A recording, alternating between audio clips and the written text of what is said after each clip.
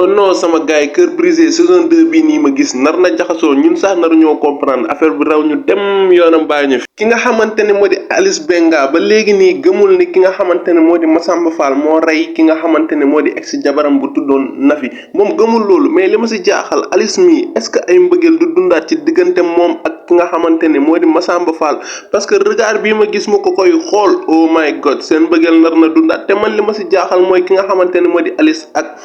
Massamba Fall du ñu mën a nekk ndax moom ak Papis Fall ñoo nekkoon te loolu noonu relation boobu noonu na si Alice Benga génne li nga xamante ne moo di xelam. ki nga xamante ne moo di Ramatoulaye la Ramatoulaye li ma jaaxal si moom ndakate moom dafa amoon ex jëkkër maanaam bi nga xamante ne France la nekkoon mais kooku moo ñëwaat instant ci série bi bëgg jaxase li nga xamante ne moo di adunam Ramatoulaye tiit na oh my god tent bi bandi bi yëpp bii ba affaire day sedd day wàcc suuf kon du am sens jot ci ki nga xamante ne moo di Massamba Fall mais bu leen fàtte ne moom dafa bëgg ki nga xamante ne moo di Massamba Fall mooy loolu waa léegi gaan bi ñëw na nag di jéem a tàkk ci kawam te gaan bi ak avocat bi ñoo ànd si loolu gaan bi ak avocat bi mooy ki nga xamante ne moo di ex Ramatoulaye bi ak avocat bi xaw ma lan lañ bëgg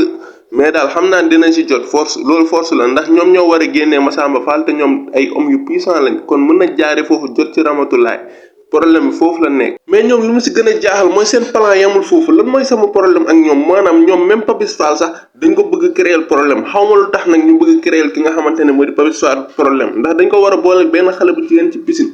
te yéen a ngi seetlu ba mu demee ci soirée bi tamit mu ngi xool xale bu jigéen bi ça veut dire que cible la moom mooy cible bi te dafa nar am nga ndi problème xaw ma nag lan la ko gars yi di waajalal mais loolu dina doon lu garaaw. ki nga xamante ne moo di Eva ak Kati nag ñu ngi toog di waxtaan bu ñu toogee di waxtaan Kati mu ngi duti sax si Sara moom moo teg dil bii nii maanaam te lu mu wax sax dëgg la Sara moom moo teg dil bii moo tax ba Massamba Fall dugg prison mais ñoom ñaar ñi est-ce que ngeen foog ne bu ñu creuser du ñu gisaat vérité bi ba tëjlu ki nga xamante ne moo di Sara génnee Massamba Fall ndax ñoom ñaar jege nañ Sara te mën nañ naxtaan ak moom ba am lu ñu bëgg. waa léegi may